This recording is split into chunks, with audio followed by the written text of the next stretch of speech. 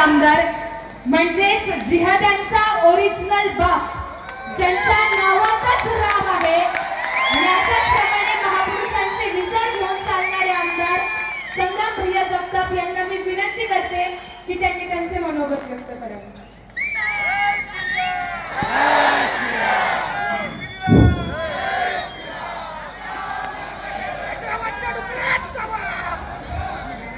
आज आपल्या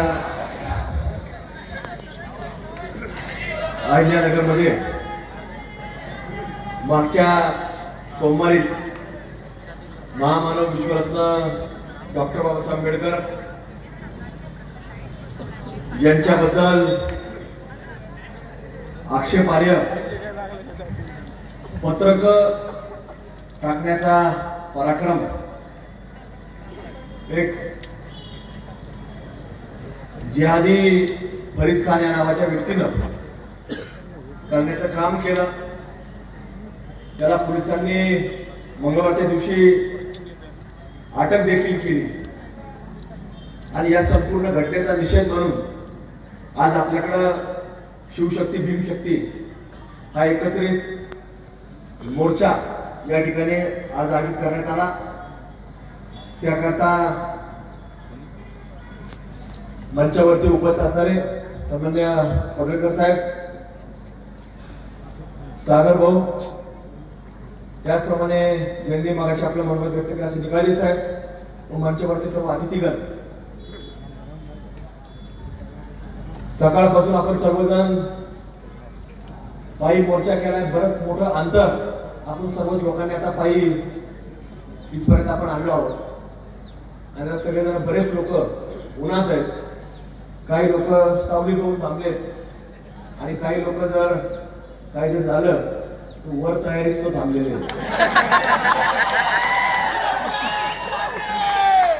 तयारीच आहे. आणि आता सगळ्यांचे झालेले त्याला तयारीच राहायचं. आपण पाहतो की या अहिल्यानगरमध्ये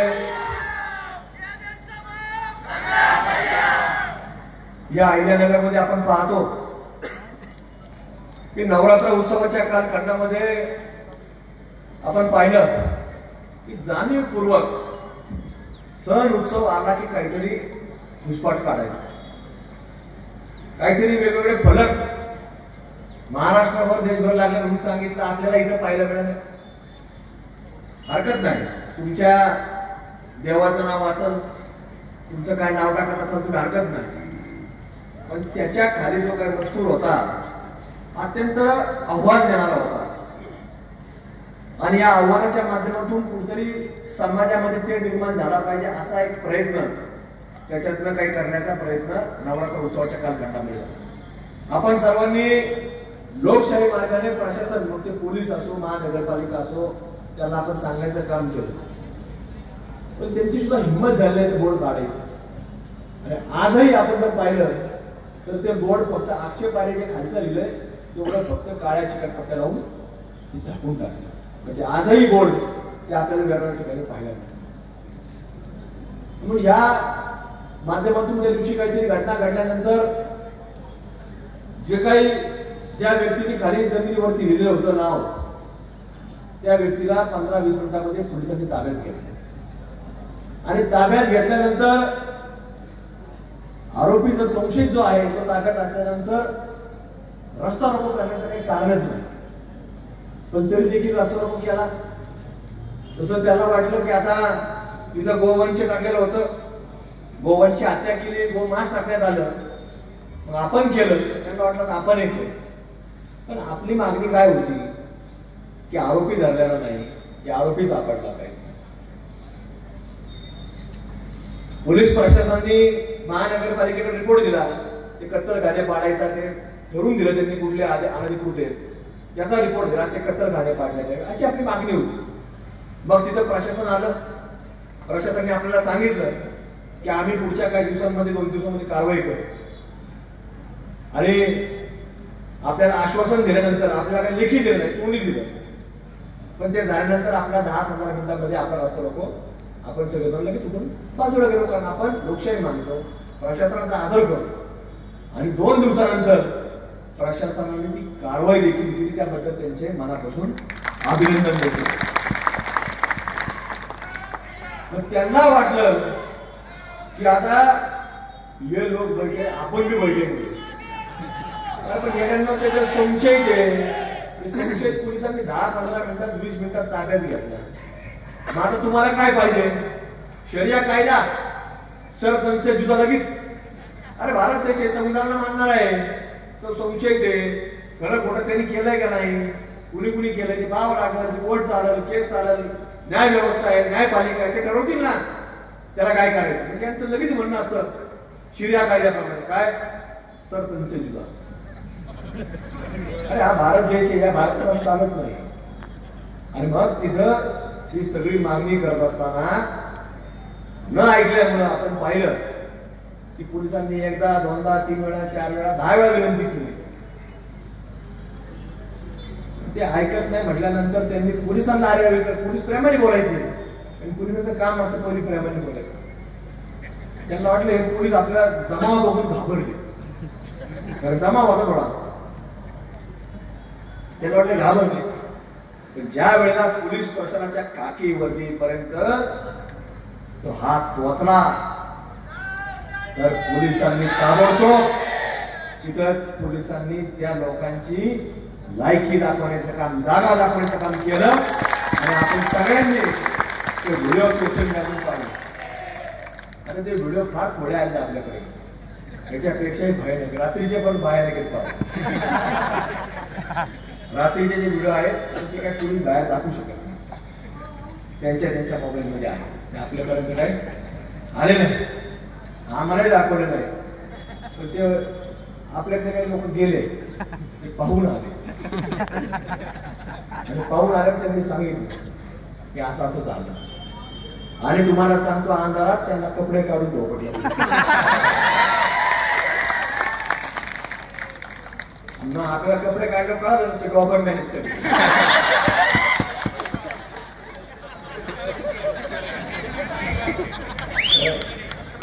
दुसरा एक भी भारतीय नागरिक पकडलेला नव्हता, एक पण आपला भारतीय नागरिक पकडलेला. आपण पाहतो की सागर भैयाने सांगितलं ही निवडणुकीचं व्यासपीठ नाहीये, पण शेवटी सगळं राजकारणापासून लढतं. उडून बी फिरून नेलं, कुठल्याही क्षेत्रात असेल जाऊन ते थांबतच. मताच्या राजकारणासाठी आपण पाहतो की काही वेळेला बऱ्याच लोकांची अडचणी होतात, आणि या अडचणी होत असताना आपण पाहतो की माझ्यासारखाच एक काम करणारा माणूस पश्चिम बंगाल सारख्या बिहारपूर मतदारसंघामधलं एक फार मोठं उदाहरण आहे. त्याला आपण डेमोग्राफिकल जिहाद म्हणू शकतो.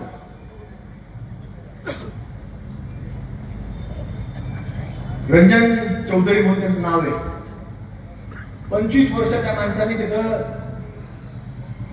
तुमच्यासारख्या लोकांनी ज्यावेळेस त्याला काम केलं, तर तिथल्या जनतेने त्याला भरभरून मतदान करण्याचं काम केलं. त्यांनी रस्ता असेल, पाणी असेल, वीज असेल, चांगलं भारतीय नागरिक घडावेत म्हणून चांगलं दर्जाचं शिक्षण असेल, या सगळ्या सुखसुविधा करण्याचं काम केलं.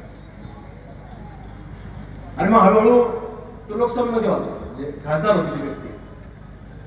ती काय आपला काही संबंध नाही, म्हणजे त्याची काय आपल्या पक्षाचा नाही, कुठल्या कोणाच्या व्यासपीठावरचा काही नाते बदलत नाही, कोणाचं काही नाही. पण ते व्यक्ती एक काँग्रेस विचारधाराचा मनुष्य होता, आणि तिथं तो त्या व्यक्तीने प्रचंड काम केलं. पण हळूहळू समोरच्या लोकांची संख्या वाढत गेली, आणि वाढल्यानंतर अचानक तुम्हाला सांगतो त्या लोकांना वाटलं की आता आपल्याला जर इथं सगळं काम झालंय, पण आपल्याला आता आपला माणूस पाहिजे. आणि आपला माणूस म्हणजे कोणता पाहिजे? कोणता? आणि मग तुम्हाला सांगतो ते माणूस पाहिजे म्हटल्यानंतर अचानक तिथं एक भारतीय संघातला एक माजी कर्णधार क्रिकेटर तिथं आणला, पठाण नावाचा. आणि ह्या माणसाने ज्याने अहोरात्र काम केलं, 24 तास काम केलं, रस्ते, पाणी, वीज, ITI कॉलेज, पॉलिटेक्निक कॉलेज, चांगलं उच्च शिक्षण देण्याचं काम केलं, त्याला मत पडले अधीर रंजन चौधरीला 4,39,000 आणि पठाणला पडले 5,20,000. त्या चौधरी साहेबांना तुम्हाला सांगतो ते तिकडे पाठवले आणि हे चौधरी साहेबांना वाटलं की आपलं प्रचंड काम आहे आणि या कामाच्या माध्यमातून आपल्याला ही लोक कदापि आपली साथ होऊ शकतात. आणि विचारधारा सुद्धा तीच होती, कुठली काँग्रेसची विचारधारा, ती काय कुठल्या प्रकारे कुणी काही वेगळं ते काय करत नाही, वेगळं काय बोलत नाही, सर्वसमावेशक म्हणून त्यांनी चांगल्या प्रकारे काम केलं. पण शेवटी काय झालं, जेव्हा धर्माचा विषय आला तर त्यांनी काय निवडलं, काम निवडलं का, त्यांनी काय निवडलं, त्यांनी आपला माणूस निवडला, आपल्या धर्माचा माणूस निवडला. म्हणजे ही परिस्थिती आपल्याला इथं ही पश्चिम बंगालमध्ये पाहिजे. त्याला आपण काय म्हणतो, डेमोग्राफिकल जिहाद. आपल्या महाराष्ट्रामधलं उदाहरण सांगायचं म्हटलं तर मालेगाव देखील फार मोठं उदाहरण आहे. तिथं सुद्धा अशीच परिस्थिती आहे की पूर्वी तिथं काँग्रेसचे लोक तिथं निवडून येत होते, पण ज्यावेळेला हळूहळू ती संख्या वाढत गेली, मतदार वाढत गेला, तर तिथं आता कुठला आमदार आहे, कुठल्या पक्षाचा आमदार आहे, एमआयएमचा आमदार आहे. आणि हीच एमआयएमची बोकडं ही आपल्या अहिल्यानगर मध्ये दिवशी आली. एक हैदराबादून मोठं बोकुड आलं, कुराड झालेलं बोकुड आलं, संभाजीनगरचं एक बोकुड आलं. ते बोकड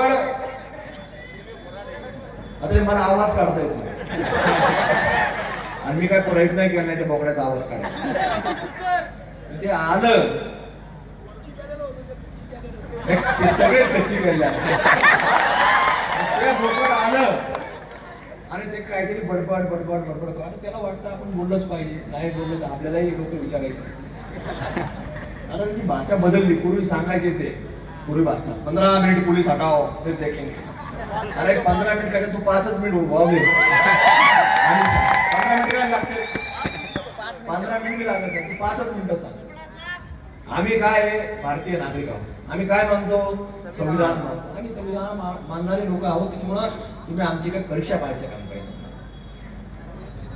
तिथं आले, त्या फळीत क्रांती निषेध केला का, मला सांगा कुठल्या अधिकाराने ते सांगतात, तिथं बसतात, तिथे येतात आणि आपण लोक त्यांना काहीच बोलत नाही. एवढी मोठी घटना आज इथं महामानव विश्वनाथ डॉक्टर बाबासाहेब आंबेडकरांचा पूर्णकृती एक मोठं स्मारक आपण निर्माण केलं. कशा करता केलं, आज एवढा मोठा राष्ट्रीय महामार्ग आहे, तिथं लोक येतात जातात, दक्षिण भारतापर्यंत लोक जातात, दक्षिण भारतात नाही उत्तर भारतात लोक जातात. लोकांना कळलं पाहिजे की हे अहिल्यानगर शहर आहे, अहिल्यानगर जिल्हा आहे. या जिल्ह्यामध्ये जात असताना हा विचारधारा ही अहिल्यादेवींना मानतात, छत्रपती शिवाजी महाराजांना मानतात आणि ही महामानव विश्वनाथ डॉक्टर बाबासाहेब आंबेडकरांनी दिलेलं संविधान, त्या संविधानाच्या वाटचाल चालणारा हा जिल्हा आहे. म्हणून तो बाबासाहेबांचा एक स्मारक त्या ठिकाणी आपण निर्माण करण्याचा प्रयत्न केला आणि ते ताट मानानं आज ते स्मारक आपल्याला पाहायला मिळतं. तर तिथं तो फरीत खान येतो, कुठून येतो, तर आपल्या आजूबाजूच्या परिसरात नाही. पोलिसांना आम्ही विचारलं, तर रेकॉर्डवर नाही, पण पोलिसांना विचारलं काय घटना करावी. पोलिसांनी सांगितलं की काही दिवसांपूर्वी त्याचा एक बौद्ध बांधवाबरोबर बाचाबाची झाली. आणि बाचाबाचीमध्ये बौद्ध बांधवांनी जरा सांगितलं की बाबा तुम्ही लोक आता जरा पण नीट राहता, असे तुमचे दिवसमान खराब आहे. त्यांचं वैयक्तिक भांडण चालतं, बाचाबाची चालली. आणि मग त्याचा राग म्हणून त्याला वाटलं कुठेतरी आपण असे जर पत्रक फिरकवले तर याच्यामध्ये कुठेतरी दोन समाजामध्ये तेढ निर्माण होईल आणि त्याच्यातनं आपल्याला त्याला सांगता येईल परत कसं काय तुमची जिरली का नाही. पण जिरली कोणाची, या बोकडांची जिरली. आणि ते लगेच दुसऱ्या दिवशी 24 तास उलट नाही, पोलिसांनी त्याला धरून आणलं. त्याने तोंड बांधलेलं होतं, त्याने उड्डाण पुरवठा केला, गाडीचे नंबर काढले, पण ही पोलीस अहिल्यानगर पोलीस त्याने त्याला धरून आणला आणि त्यालाही त्यांनी कपडे काढून त्याला जेव्हा त्याला समाचार घेतला पोलिसांना तेव्हा काढा एक गव्हर्नमेंट त्यावेळेस पोलिसांना त्यावेळेसही काढाले उरीनं धरलाय बघा. हे आपल्या लक्षात आलं पाहिजे. हे जे लोक असतात ते आपल्यात कुठेतरी त्या मृत्यूत आपण पाहिलं त्यांचा प्रयत्न काय होता, जय भीम जय भीम. काय संबंध आहे? हा महाराष्ट्र हा देश छत्रपती शिवाजी महाराज आणि महामानव विश्वस्त डॉक्टर बाबासाहेब आंबेडकरांच्या विचाराला मानणारा देश. हे लोक मानतच नाही. आपण इथं पाहिलं असेल, स्क्रीनवर पाहिलं का नाही तुम्ही? चालू आहे ना ते. कसं टेस्टे, दगडाने टेस्टे. काय टेस्टे? अशोक स्तंभ. आता इकडे व्हिडिओ काय बनवलेला व्हिडिओ थोडी काय बनवलेला थोडी व्हिडिओ. अशोक स्तंभ टेस्टतात. म्हणजे अशोक स्तंभ म्हणजे काय? सम्राट अशोक यांनी ते एक अशोक स्तंभ निर्माण केला होता म्हणून आपण अशोक स्तंभ म्हणतो. आणि तो भारताला समर्पित केलेला आहे. आणि म्हणून आपल्या संविधानावरचा जो एक मोठा एम्ब्लेम म्हणून आपण त्याला म्हणतो अशोक स्तंभ, तो आपल्या सर्वांची विचारधारा. आणि म्हणून त्याचा त्या लोकांनी कुठेही याचा निषेध केला नाही. कारण का? कारण हे त्यांचे लोक होते. ते आपले लोक असते ते काय म्हणले असते? हा, फक्त ते लगेच त्यांनी रस्त्यावर आले असते अविंको पकडून. आणि त्याच्यामध्ये तो अब्दुल्ला सुद्धा आहे. ते सांगतो इथं लावायला सांगला पाहिजे. त्या अब्दुल्लाचा व्हिडिओ त्याचा आता तुम्ही ऐकलं नसेल, पण ते सांगतो की इथं लावला कशा म्हणजे लावायलाच नको, लोकांनी काढला. अरे भारत देशात लावला नंतर मग आता कुठं पाकिस्तानमध्ये लावणार काय जाऊ? हे पाकिस्तान आपल्याला लावायचं, तिथपर्यंत जायचंय आपल्याला. त्याला वेळ आहे.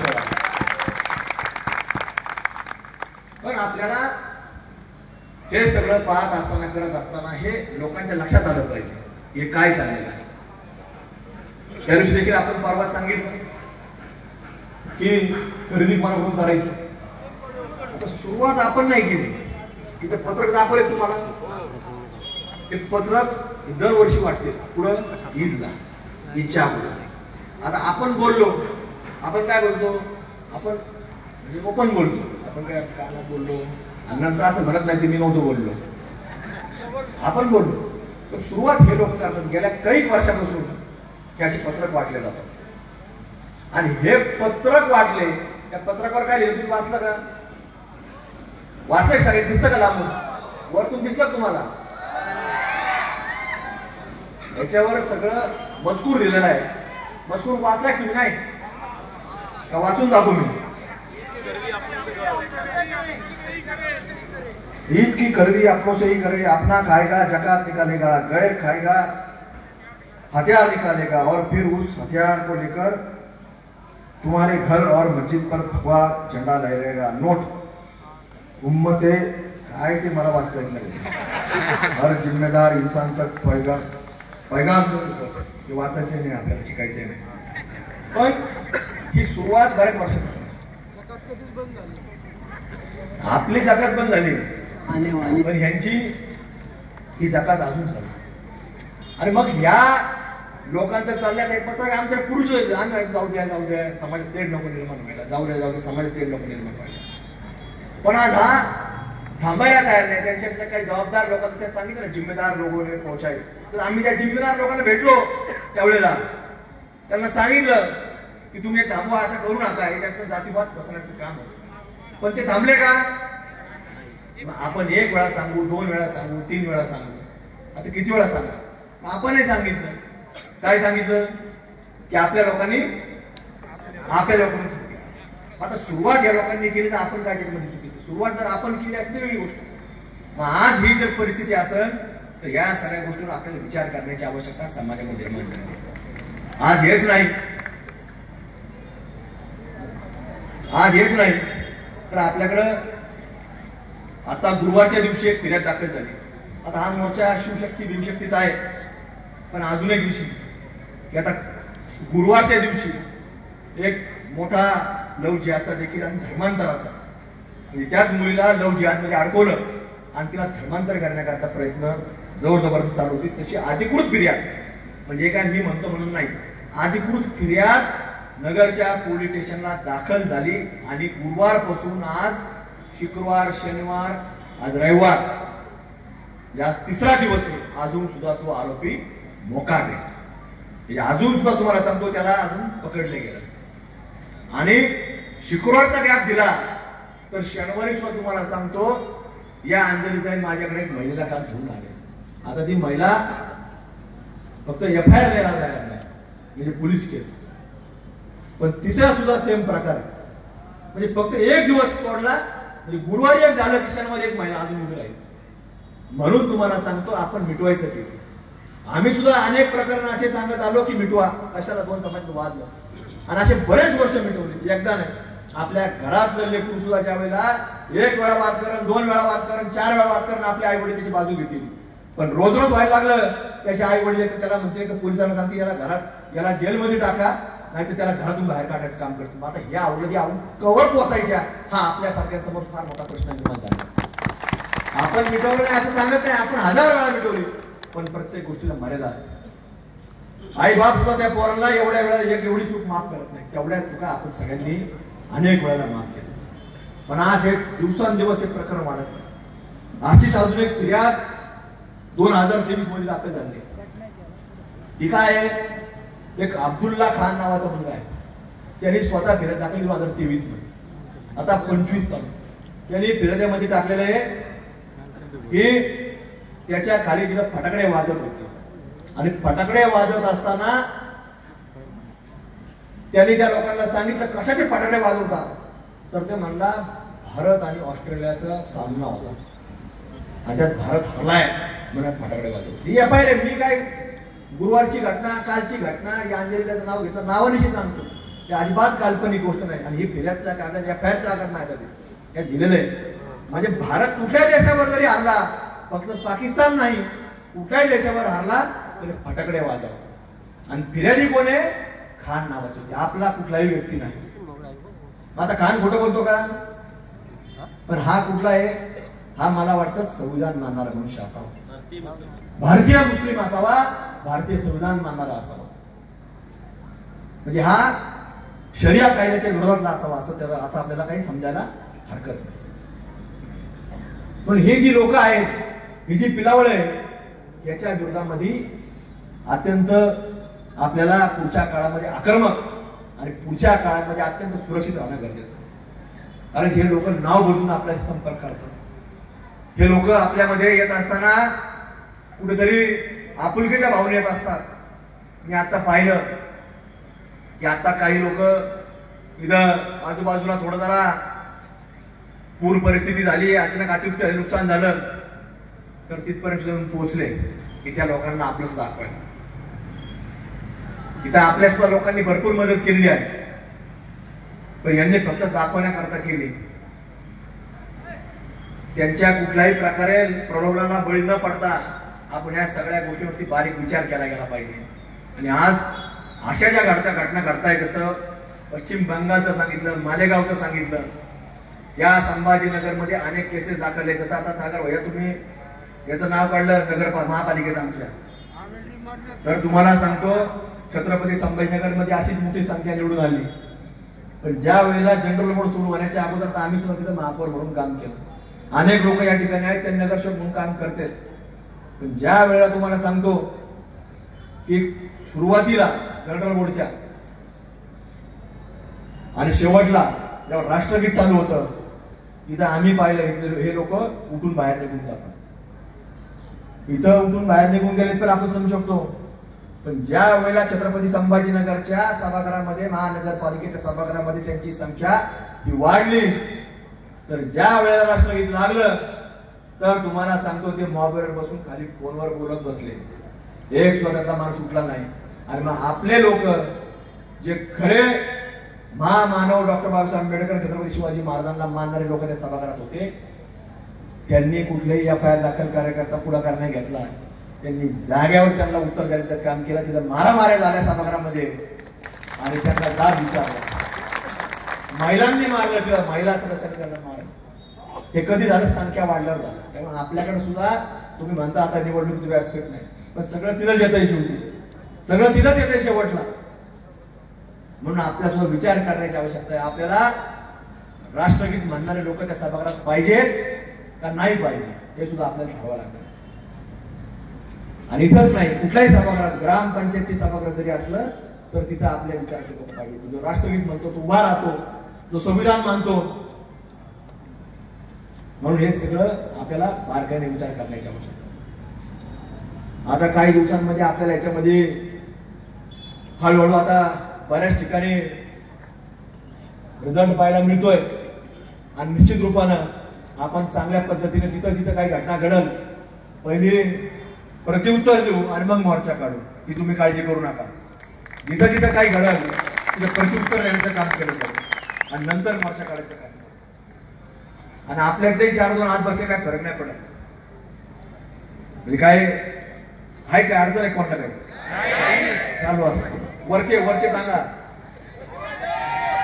काय अडचण आहे का आपल्याला ते तयारी त्यांची सगळ्याची अडचण नाही.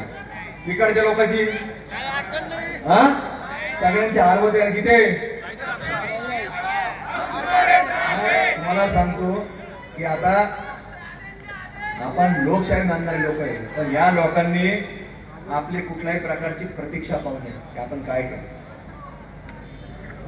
आज ह्या फार वेळ आता मी घेत नाही, अजून पडळकर साहेबांना बोलायचं, पण निश्चित हा सगळा आज समुदाय जो आपला जमा झालेला आहे एवढ्या उन्हामध्ये आपण सकाळ बसून म्हणजे अगदी छत्रपती शिवाजी महाराजांच्या पुतळ्यापासून तर अगदी महामानव विश्वनाथ डॉक्टर आंबेडकर, महात्मा ज्योतिबा फुले आणि असं तात्या डोक्यांच्या पुतळ्याला आपण अभिवादन करून इथपर्यंत आपण आलेलो आहोत. एवढा मोठा पायी एक प्रवास आपण सर्वांनी उन्हामध्ये केला आणि बऱ्याच वेळापासून आपण इथं आल्यापासून सुद्धा काही लोक रस्त्यावर बसलेले आहेत. रस्ता सुद्धा प्रचंड खालून गरम आहे.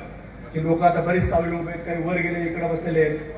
पण तुम्हाला सांगतो आपण कुठल्याही प्रकारे हे राजकीय व्यासपीठ नाही, राजकीय भाषण नाही, राजकीय मनोगत नाही, पण आपल्या सर्वांना कुठेतरी हा देश सुरक्षित ठेवायचा आहे, हे संविधान सुरक्षित ठेवायचं आहे. आणि हा जसं आपले धर्मग्रंथ आहे तसं हे संविधान देखील हे धर्मग्रंथ आहे. आणि धर्मग्रंथ लिहिलेलं डॉक्टर बाबासाहेब आंबेडकर सुद्धा आपल्याला देवारूपीच आहे. आणि म्हणून त्यांचा आदर सन्मान जर तुम्ही अवमान करत असाल तर त्याला धडा शिकवण्याचं काम देखील आपल्याला सर्वांना एकत्रित राहून करायचं आहे. आणि म्हणून आजचा हा एक शिवशक्ती भीमशक्ती हा एक पायी मोर्चा जो आपण आयोजित केला त्यामध्ये आपण सर्वजण मोठ्या संख्येने उपस्थित झालात आणि बऱ्याच वेळापासून या ठिकाणी आपण उन्हामध्ये थांबलात बसलात त्याबद्दल आपले या ठिकाणी मी अंतःकरणापासून आभार व्यक्त करतो आणि थांबतो. धन्यवाद. जय हिंद, जय श्रीराम, जय शिवराय, जय भीम.